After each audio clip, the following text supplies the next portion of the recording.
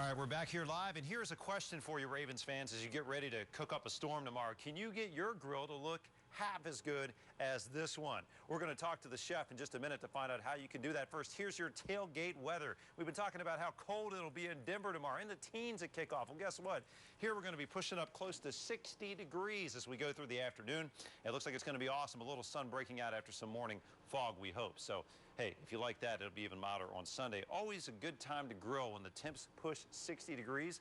Chef Ben Simpkins with us now, the executive chef at Richardson Farms. And, you know, I think people out there are saying, you know, I like chicken, kind of a Maryland tradition along with our seafood, but how can I really pull it off well on the grill? And I think you got a few answers for us here by the looks of it. Well, Richardson Farms at Northeast Market and in the White Marsh, we sell between 4,000 and 6,000 pounds of chicken wings a week. So you have a little bit of experience. Just a little bit. Just a little bit. Wow. So chicken wings, you know, you can do on the grill, however you like. We bake them at the farm, so it's a little bit healthier and it gets a little bit different of a crisp. Legs, you know, legs are really cheap. Dark meat, you always want to use bone-in because it adheres to that bone. It's going to give a lot more juiciness.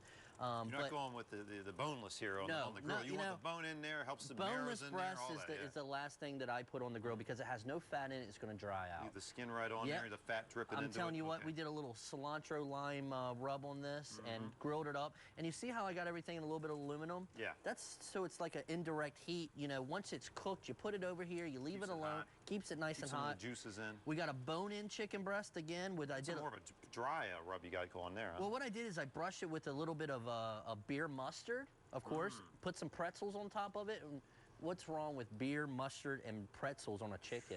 Man, my mouth is watering just smelling it and thinking about it here, Chef. All right, so let's talk a little bit about, we're just talking about what we can put on chicken. Now, with the beer can chicken, and like you said, we can do Natty Bo, you can do your favorite beer.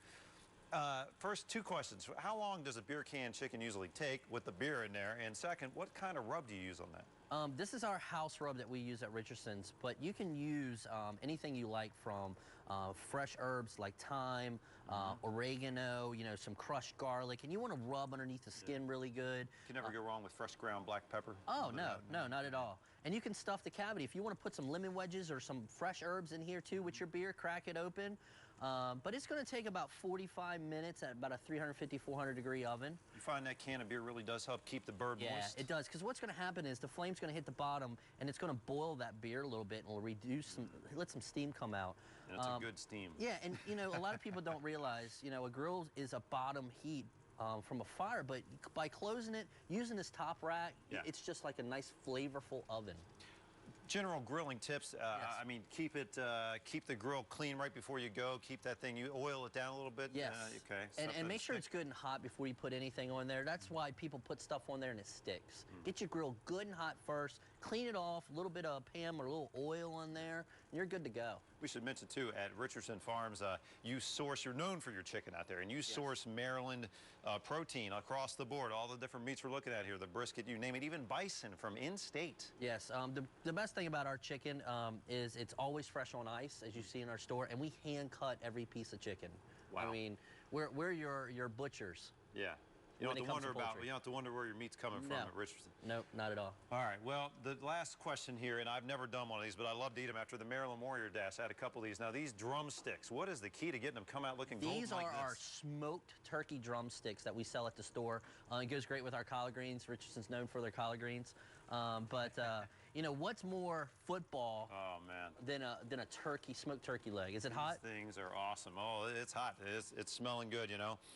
I got to tell you, I mean, if this doesn't get you in the mood, tailgating, Ravens football tomorrow, temperatures feeling kind of like Go Ravens.